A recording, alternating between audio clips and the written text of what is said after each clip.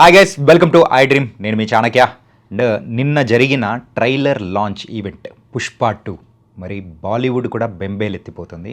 మరి ఇండియా మొత్తం చూపంతా కూడా కేవలం ఒకే ఒక్క దాని మీద, టాలీవుడ్ మీద.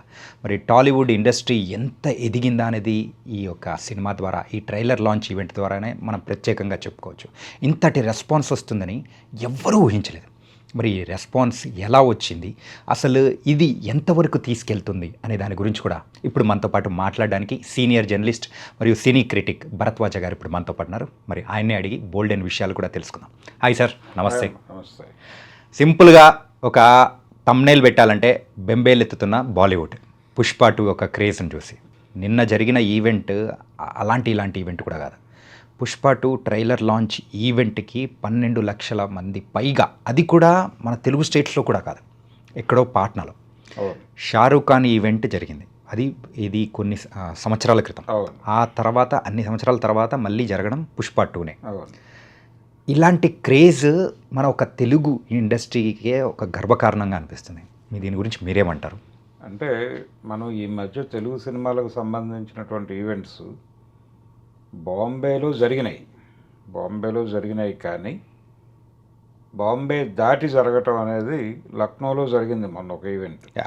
Game changer. తర్వాత ఇది పాట్నాలో జరిగిన ఈవెంట్ బీభత్సమైన స్థాయిలో జరిగింది. ఈ బీభత్సం అనేది వాళ్ళు ట్రైలర్లో కూడా చూపించారు. ట్రైలర్ కూడా అదే రేంజ్లో ఉంది. ట్రైలర్ ఏ రేంజ్లో ఉందో సినిమా మీద ఎక్స్పెక్టేషన్స్ ఆ రేంజ్లో ఉన్నాయి. సో ఆ ఎక్స్పెక్టేషన్స్ని మీట్ అయ్యేలాగా ఈవెంట్ జరిగింది. కాబట్టి ఇవన్నీ మ్యాచింగ్ అయిపోయి రేపు ఏ మ్యాజిక్ ఫిగర్ని అది బయటకు తీసుకొస్తుంది అనేటువంటి విషయంలో భయపడుతున్నారు. ఇందాక మీరు అన్నారు బాలీవుడ్ బెంబేలెత్తుతోంది అని. బాలీవుడ్ బెంబేలెత్తుతోంది ఆ ఫిగర్స్ గురించి.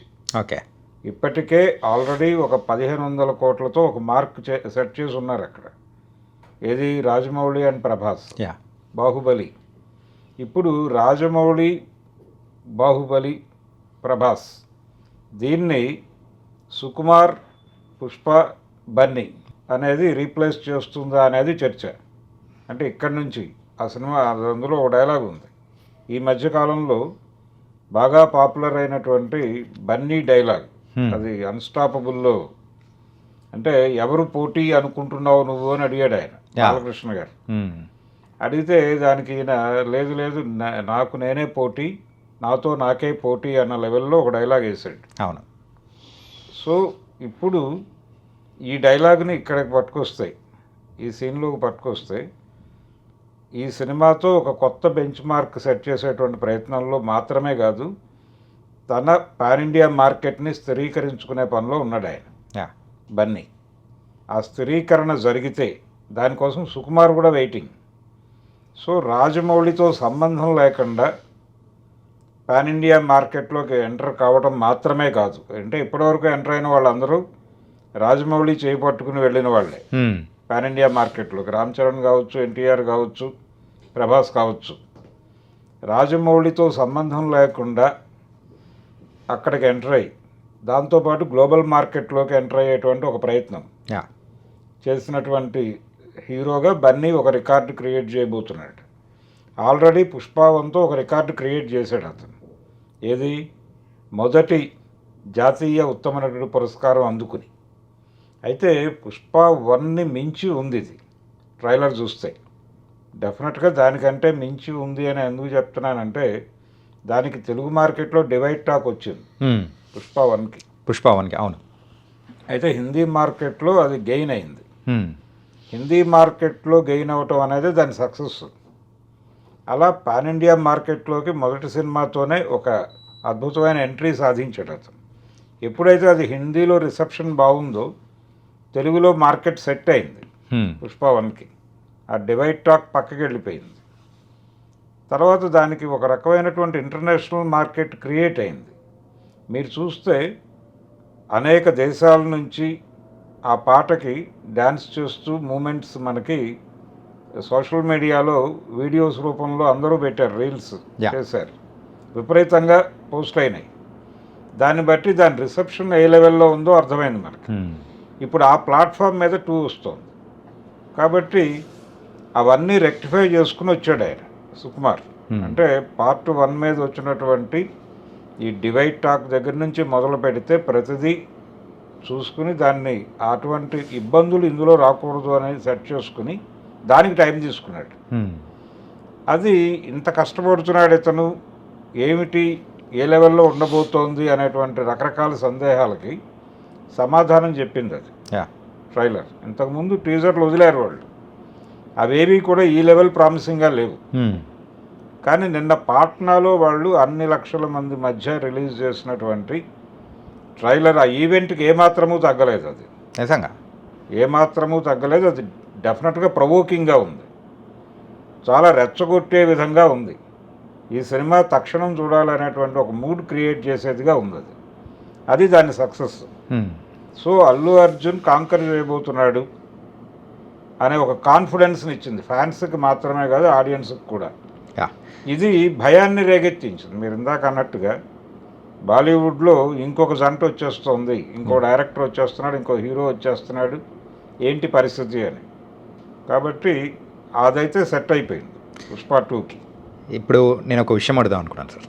బాలీవుడ్ ఇలాంటి హై రేంజ్ మూవీస్ కానీ లేకపోతే ఇంత యాంటిసిపేటెడ్ అందరికీ నచ్చే ఒక యూనివర్సల్ కాన్సెప్ట్ని తీయలేకపోవడానికి గల రీజన్స్ ఏంటి? అక్కడ మనం సక్సెస్ కావడానికి గల రీజన్స్ ఏంటి? అంటే వాళ్ళు చేశారు కదా గతంలో, కానీ అందరికీ నచ్చలేదు కదా. ఎందుకు నచ్చలేదు? డాన్ సినిమా తెలుగు రాష్ట్రాల్లో మచిలీపట్నం లాంటి చోట్ల కూడా 100 రోజులు ఆడింది కదా. అది ఒకప్పుడు, కానీ ఇప్పుడే ఆడింది కదా. ఆడింది, వాళ్ళ మ్యాజిక్ వర్కౌట్ అయింది ఇక్కడ కూడా. ఈవెన్ హీరో సినిమా ఏది సుభాష్ గై హీరో కూడా ఇక్కడ 100 days సెలబ్రేషన్ చేసుకుంది కదా. దాని తర్వాత విక్రమన్ చేశారు తెలుగులో, కానీ ఆ సినిమా 100 days సెంటర్లు ఉన్నాయి ఉమ్మడి ఆంధ్రప్రదేశ్లో. కాబట్టి హిందీ సినిమాని మన వాళ్ళు చూడలేదు అనేది కరెక్ట్ కాదు, కానీ వాళ్ళు జాతీయ మార్కెట్ని రూల్ చేశారు ఒకప్పుడు. అదే వాళ్ళ స్ట్రాంగ్ పాయింట్ కదా. అంటే తెలుగు సినిమా తెలుగు మార్కెట్ వరకే పరిమితమై ఉంది అప్పుడు.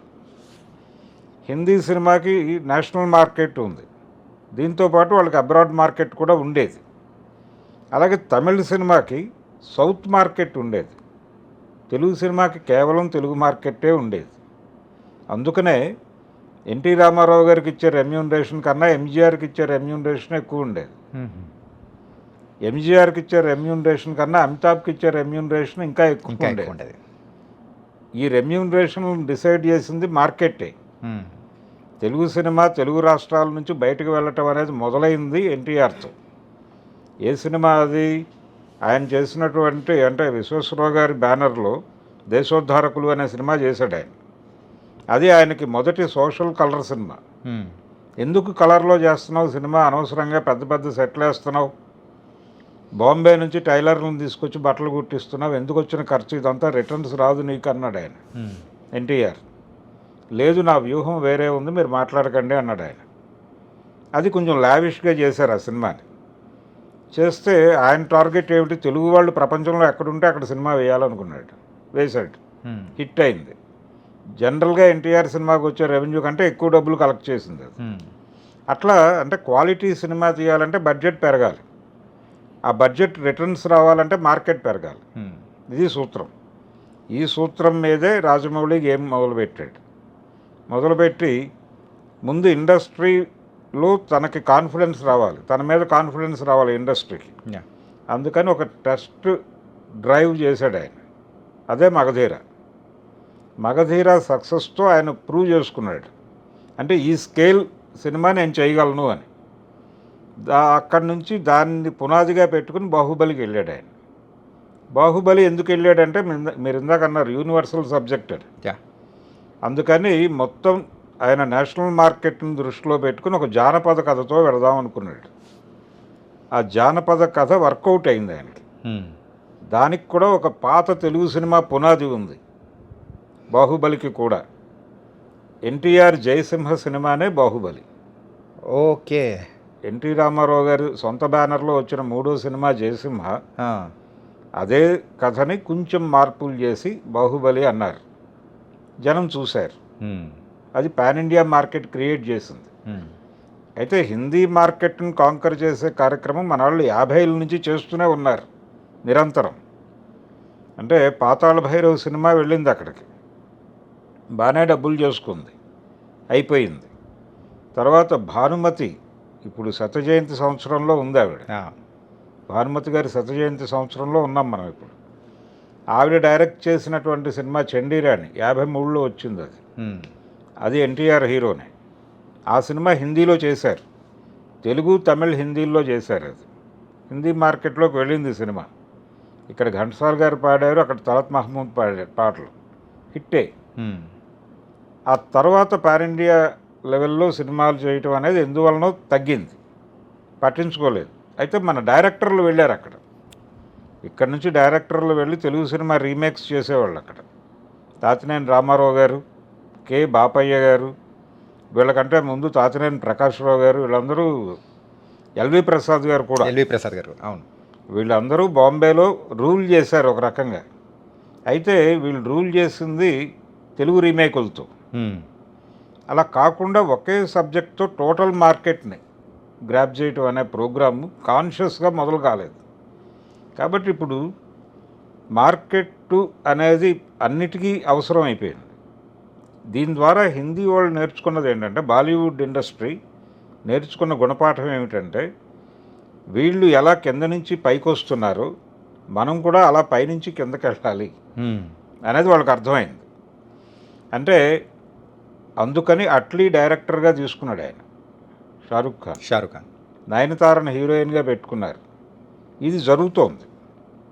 నాగార్జునకి వాళ్ళు ప్లేస్ ఇస్తున్నారు. ఇంకొక తెలుగు హీరోని తన సినిమాలో అకామిడేట్ చేయడానికి ప్రయత్నాలు చేసుకుంటున్నారు, ఇక్కడ ఉన్న మార్కెట్ని అక్వైర్ చేసుకోవడానికని. అంతే. అంటే మార్కెట్కు ఉన్నటువంటి గోడలు బద్దలైపోయినాయి. ఓకే. ఇప్పుడు ఎవరైనా ఒక సినిమా ఇప్పుడు కృష్ణానగర్లో ఒక జూనియర్ ఆర్టిస్ట్ ఉంటాడు, అతను ఒక పాన్ ఇండియా సినిమాలో అనుకోకుండా బుక్ అయిపోయి తన పర్ఫార్మెన్స్తో అట్రాక్ట్ చేశాడు అనుకోండి ఆడియన్స్ని. అంటే ఒక రికగ్నైజేషన్ సంపాదించుకుంటే ఈ సినిమా గ్లోబల్ మార్కెట్లోకి వెళ్తే, వెళ్ళదు అని లేదు, వెళ్ళొచ్చు, వెళ్ళే ఛాన్స్ ఉంది. నేను చెప్పేది జానపద కథలాగా అనిపించినప్పటికీ ఇది వరల్డ్ మార్కెట్లోకి ఎంటర్ అయిపోయి ఈ కృష్ణానగర్లో పడుకున్నటువంటి ఆర్టిస్టు ఒక హాలీవుడ్ డైరెక్టర్ కళ్ళల్లో పడవచ్చు, ఒక హాలీవుడ్ ప్రొడక్షన్ హౌస్ కళ్ళల్లో పడవచ్చు.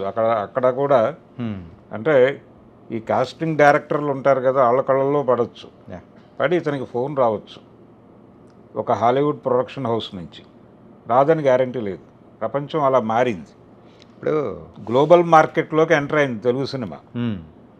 కాబట్టి ఇక్కడ అడ్డుగోడలు లేవు, ఏ రకమైనటువంటి బ్యారియర్స్ లేవు, ఇప్పుడు అన్నీ బద్దలైపోయినాయి. సో ఎవరైనా, అంటే సినిమా అనేది 3 భాగాలుగా మారిపోయింది, 3 డివిజన్స్లోకి వచ్చింది. 3 డివిజన్స్ ఏమిటంటే local market cinema, pan India cinema, global cinema, అంతే. ఇప్పుడు పుష్ప అనేది మనం గ్లోబల్ సినిమాగా చూడొచ్చా, లేకపోతే పాన్ ఇండియా సినిమాగా చూడొచ్చా? పాన్ ఇండియా సినిమాగా మొదలైంది, గ్లోబల్ మార్కెట్ని కాంకర్ చేయటం వాళ్ళ ప్రోగ్రాము. ఆ విషయం ఆ సినిమాలో డైలాగు పెట్టాడు, international. Pushpa not national, international అన్నాడు కదా. ఇంకొక డైలాగ్ ఉంది ఆ సినిమాలో, అంటే ఆ ట్రైలర్లో, పుష్ప పేరు చాలా చిన్నగా ఉంది కానీ మోత చాలా పెద్దగా ఉంది అంటాడు. అది హిందీలో చెప్తారు. అదే హిందీలో చెప్పాడు.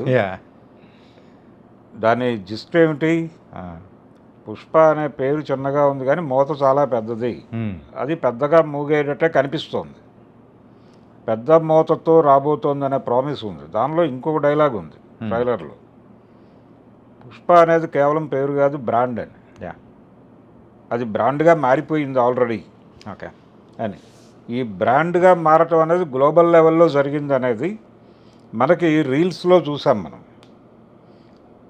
సౌత్ ఆఫ్రికా నుంచి ఎవరో రీల్ చేశారు ఆ పాటకి డ్యాన్స్ చేస్తూ, అంటే అతని స్టైల్లో ఆ చూపే బంగారమయ్యే పాట ఉంది కదా, దానికి డ్యాన్స్ చేస్తూ ఒక సౌత్ ఆఫ్రికా నుంచి ఒక రీల్ పోస్ట్ అయింది సోషల్ మీడియా, ఇన్స్టాలో. ఏం చెప్పాలి, ఆ సినిమా రీచ్ అయింది. సో ఆ ప్లాట్ఫామ్ మీద, అంటే అది క్రియేట్ చేసినటువంటి ప్లాట్ఫామ్ మీదకి దీన్ని తీసుకెళ్తున్నారు వీళ్ళు. ఓకే, పుష్ప 2ని. సో ఇప్పుడు వాళ్ళు కూడా ఆ ప్రయత్నాల్లో ఉన్నారు. హాలీవుడ్ ఆ ప్రయత్నంలో ఉంది, బాలీవుడ్ ఆ ప్రయత్నంలో ఉంది. అంటే ప్రతి ఏరియాని మనం దృష్టిలో పెట్టుకోవాలి. స్క్రిప్ట్ డిజైనింగ్లోనే ప్రతి మార్కెట్ని మనం గౌరవించాలి యా అనేది మొదలైంది. ఆ మొదలైన ప్రభావం చూస్తున్నాం. ఇంతకుముందు ఒక హాలీవుడ్ సినిమాగానే రూల్ చేసేది. ఒక బాలీవుడ్ సినిమాగానే రూల్ చేయగలిగేది. ఇప్పుడు ఆ పరిస్థితి లేదు. ఎవరైనా ఎక్కడి నుంచి అయినా ఎక్కడికైనా వెళ్ళొచ్చు. కన్నడ ఇండస్ట్రీ నుంచి అద్భుతమైన సినిమాలు వచ్చినాయి కదా. ఇప్పుడు కేజీఎఫ్, సలార్ ఇవన్నీ అట్నుంచి వచ్చినవే కదా. యా ప్రశాంత్ నీల్ అక్కడి నుంచి మొదలైన వాడే కదా. ఈవెన్ కాంతారా కూడా కొన్ని ప్రకంపనలు క్రియేట్ చేయగలిగింది కదా. సో ఎవరైనా ఏదైనా చేయవచ్చు. ఆ కండిషన్ ఉంది ఇప్పుడు. ఇప్పుడు పుష్ప 2 మూవీ హిందీ డిస్ట్రిబ్యూటర్ అనిల్ తడాని అవును, ఆయనే నిన్న ఈవెంట్లో అన్నారనమాట. ఏంటంటే ఇలాంటి జన సునామీ కానీ ఇలాంటి రెస్పాన్స్ అది మెయిన్గా పాట్నా నుంచి వస్తుందని ఎవరు ఎక్స్పెక్ట్ చేయలేదు. అవును, నేను స్టార్టింగ్లో మీకు ఇంట్రడక్షన్లో కూడా అన్నాను, బెంబేలెత్తుతున్న బాలీవుడ్ ఈ టైప్ ఆఫ్ అని. ఏంటంటే ఆయన ఎన్నో మూవీస్కి డిస్ట్రిబ్యూటర్గా కానీ నిర్మాతగా కానీ చేశారు. అవును. కానీ ఆయనే ఇలాంటి మాట అనడం అనేది కూడా నిజంగా ఒక షాకింగ్లా అనిపించింది. అంటే ఇంకొక మాట దొర్లింది అక్కడ. బిగ్గెస్ట్ ఫిలిం అనే మాట కూడా దొరికింది ఆ వేదిక మీద. సో దాన్ని కూడా కన్సిడరేషన్లోకి తీసుకోవాలి. ఓకే, తీసుకుంటే పుష్ప ఏం చేయబోతోంది అనేది ఒక విజన్ వచ్చేసింది అందరికీ. ఒక రకంగా నిన్న వేదిక మీద మాట్లాడిన ప్రతి ఒక్కరూ ఒక పూనకంతో మాట్లాడినట్టుగా మాట్లాడారు. అంటే ఎవరూ తగ్గలేదు, రెచ్చిపోయారు. రెచ్చగొట్టే విధంగా ఉంది అది కంటెంట్ రెచ్చగొట్టే విధంగా ఉండటంతో పాటు ఆ క్రౌడ్ రెచ్చగొట్టింది. ఆ వచ్చిన క్రౌడ్ విపరీతమైన ఎనర్జీని ఇచ్చింది స్టేజ్కి. ఆ ఎనర్జీ కనిపించింది. ఈవెంట్ ప్రారంభం నుంచి చివరి వరకు ఒక కరెంట్ పాస్ అయింది. ఆడియన్స్ నుంచి స్టేజ్కి పాస్ అయింది, స్టేజ్ నుంచి ఆడియన్స్కి పాస్ అయింది. మొత్తం సెల్ ఫోన్స్లో లైట్లు ఆన్ చేసి పెట్టారు వెనకాల, ఫ్లాష్ లైట్స్. అది బీభత్సం కదా. అలాంటి బీభత్సాలు చాలా కనిపించినాయి నన్ను. ఇది రేపు బాక్స్ ఆఫీస్ దగ్గర ఎలాంటి ఫిగర్ రిజిస్టర్ చేస్తుంది అనేటువంటి ఒక గొడవ నడుస్తోంది ఇప్పుడు. అంటే దాదాపు వాళ్ళు ప్రమోషనల్ యాక్టివిటీస్కి 150 crores పైన కేటాయించారు అనే మాట ఒకటి ఇప్పుడు చక్కర్లు కొడుతోంది. అది నిజమా కాదా అనేది అధికారిక సమాచారం కాదు, కానీ ఆ లెవెల్లో ప్రమోషనల్ యాక్టివిటీస్ జరుగుతున్నాయి పుష్ప 2కి అనేది అయితే నిన్న అర్థమైపోయింది. ఇప్పుడు వాళ్ళు కూడా అన్నారనమాట, ఏంటంటే ఈ ప్రమోషనల్ యాక్టివిటీస్ కేవలం ఒక రాష్ట్రానికో కేవలం ఒక ప్రాంతానికో సంబంధించింది కాదు. ఇప్పుడు పాట్నా అయిపోయింది, తర్వాత కోల్కతా తర్వాత బెంగళూరు, మెడ్రాస్, ముంబై, తర్వాత లాస్ట్లో మన హైదరాబాద్.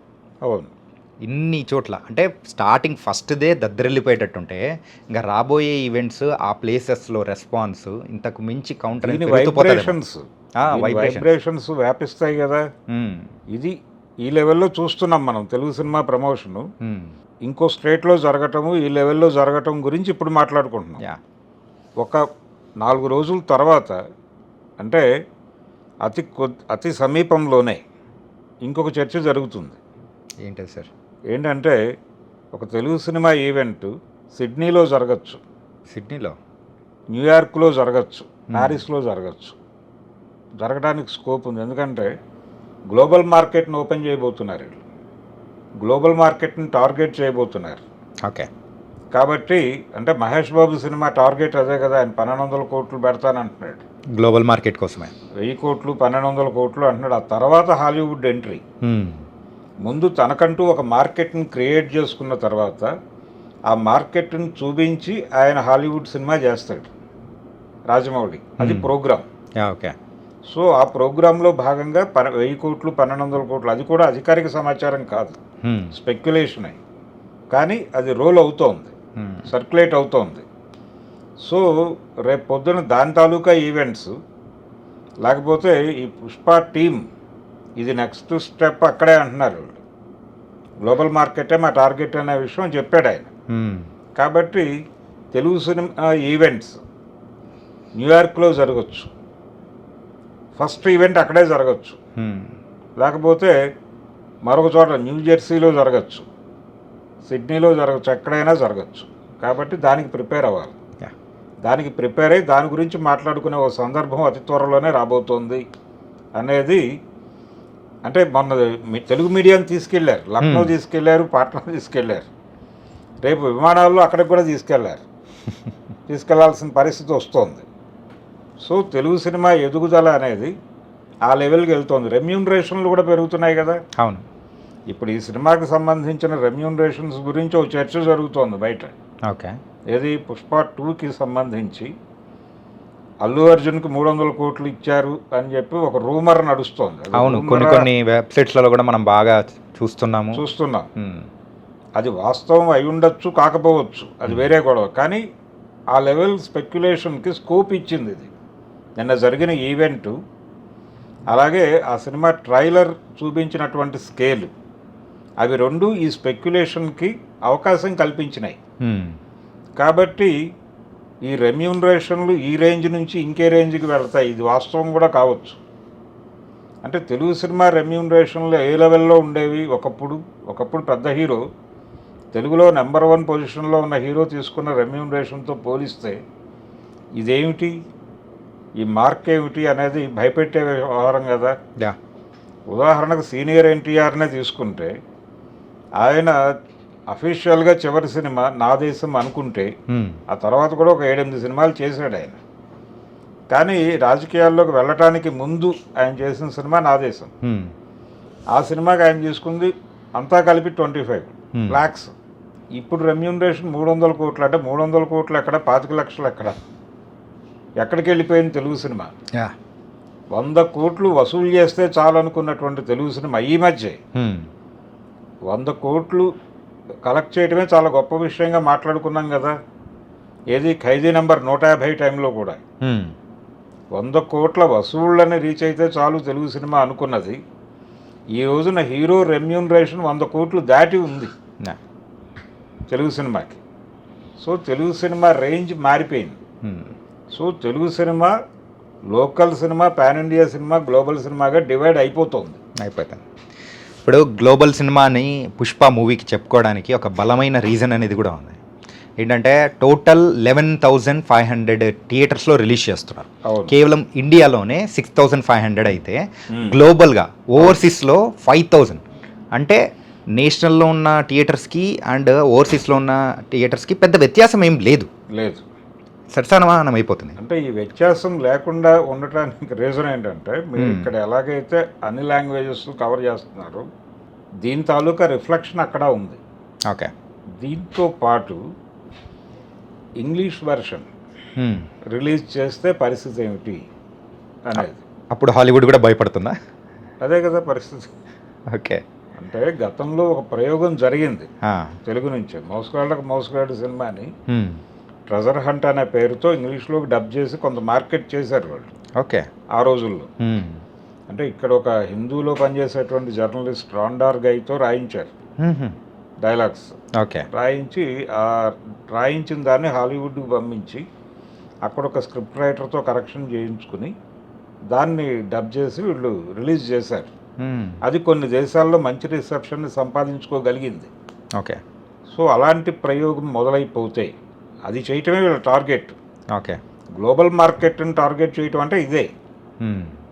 అంటే ప్రపంచ భాషల్లోకి, స్పానిష్లోకి, ఫ్రెంచ్లోకి తోసేస్తే ఏంటి పరిస్థితి సినిమా? సో వాళ్ళని అట్రాక్ట్ చేసే ఎలిమెంట్స్ కూడా తెలుగు సినిమాల్లోకి వచ్చేస్తాయి. వాళ్ళు ఎలాగైతే వాళ్ళ సినిమాల్లో తెలుగు ఆడియన్స్ కోసం ఏదో ఒక ఎలిమెంట్ పెట్టాల్సిన పరిస్థితి ఏర్పడుతుందో అలాగే వీళ్ళు కూడా వాళ్ళని అకామిడేట్ చేసేటువంటి పరిస్థితి ఏర్పడింది. ఇదే గ్లోబలైజ్ అవ్వటం అంటే. ఓకే. సో గ్లోబల్ ఎకానమీలో ఉన్నాం మనం ఆల్రెడీ. మన దేశం 90లోనే గ్లోబల్ ఎకానమీలోకి ఎంటర్ అయిపోయింది, గ్లోబలైజేషన్లోకి. మార్కెట్ ఎకానమీలో ఉన్నాం మనం. సో ఇప్పుడు సినిమా గ్లోబలైజ్ అయింది. టోటల్ బిజినెస్ అనేది కూడా చూస్తే థియేట్రికల్గా 1,085 crores వరకు జరిగింది అని అంటున్నారు. అవును. ఓన్లీ థియేటికల్ రైట్స్ మాత్రమే. Only theatrical rights 1,085. అవును. ఇది నార్మల్ది కూడా కాదు. ఏంటంటే ఈ లెక్కను చూసుకుంటే ఒక హిట్ టాక్ అని పడిందంటే బొమ్మ 1,500+ 1500 ప్లస్సే వాళ్ళ టార్గెట్. Hmm. అంటే ఆ 1500ని చెదరగొట్టాలి అనేది ప్రోగ్రామ్. ఇది బాహుబలి రికార్డు 2 రికార్డుని చేజ్ చేయాలి అనేది. యా. అది అయిపోతుంది అనేటువంటి అంటే చాలా కాన్ఫిడెన్స్ ఇచ్చింది నిన్నటి ఈవెంట్. నిన్నటి ఈవెంట్ మాత్రమే కాదు, ఆ ట్రైలర్ కూడా ఎంత ట్రైలర్ కాన్ఫిడెంట్ కూడా. ఉందంటే ప్రతి ఒక్క ఫ్రేమ్ కూడా అంటే అల్లు అర్జున్ గారి ఆరా కానీ సో చూపించే ప్రతి ఫ్రేమ్లో ఆ గ్రాండియర్ అవును ఇలా చెప్పుకుంటూ పోతే చాలా ఎలిమెంట్స్ అనేది కూడా ఆ ట్రైలర్లో ఇంక్లూడ్ చేశారు. అవును అంటే అది చాలా చాలా వెల్ డిజైన్డ్గా ఉంది. అది ఆ వెల్ డిజైనింగ్ అనేది మనకి కనిపిస్తోంది దాంట్లో. సో ఇది డెఫినెట్గా కాంకర్ చేయబోతున్నారు వీళ్ళు అనే కాన్ఫిడెన్స్ని ఇచ్చింది అది. యా. సో పుష్ప రూల్ అన్నాడు ఆయన. ఆ రూల్ మొదలవబోతుంది డిసెంబర్ 5వ తారీఖు నుంచి. యా. సో ఫైనల్గా సార్ మీ అంచనాలకు తగ్గట్టు ఒక సినీ క్రిటిక్గా ఫస్ట్ డే కలెక్షన్స్ అంచనా ఎంత ఉండే అవకాశాలు ఉంటాయి? ఇప్పుడు ఏదైతే బెంచ్ మార్క్ అంటున్నారో ఈ బెంచ్ మార్కులన్నీ చెదిరిపోతాయండి. ఫిగర్స్ చెప్పను కానీ ఈ బెంచ్ మార్క్ ఇప్పుడైతే ఏదైతే గ్లోబల్ లెవెల్లో అంటే ఓవర్సీస్ మార్కెట్, మొన్న మనం దేవర సినిమా చూసాం. దేవర సినిమా ఇది అబ్రాడ్లో మంచి ఓపెనింగ్తో మొదలైంది, దాన్ని బీట్ చేస్తుంది. ఓకే. ఆల్రెడీ మొదలైపోయింది, ఆల్రెడీ నిన్న రాత్రికి వార్తే క్రాస్ అయిపోతుంది అని. యా. కాబట్టి హిందీ మార్కెట్లో రిసెప్షన్ బాగాలేదు దేవరికి. దీనికి హిందీ మార్కెట్లో రిసెప్షన్ అద్భుతంగా ఉంది. సో ఇవి అన్నీ కౌంట్ అయ్యే ఇప్పుడు మీరు ఇందాక చెప్పినటువంటి ఫిగర్ ఈ 1000 crore క్రాస్ అయింది అనేది. కాబట్టి థియేట్రికల్ బిజినెస్ అద్భుతంగా ఉండే ఛాన్స్ అయితే ఉంది దీనికి. ఓకే. ఫస్ట్ డే కలెక్షన్స్ మాత్రమే కాదు, రన్ బాగుంటుంది ఈ సినిమాకి.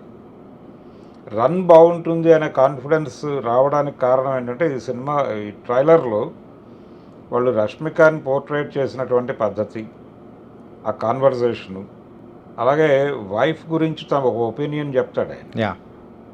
ఈ ఎలిమెంట్స్ ఇవి సినిమా రన్ని కనెక్ట్ చేసేటువంటి ఎలిమెంట్స్ ఇవి. సో ఇది డెఫినెట్గా కాంకర్ చేయబోతోంది అనేది కనిపించింది ఓకే. ట్రైలర్లో. చూద్దాం ఏ లెవెల్ ఫిగర్స్ వస్తాయి. Okay sir.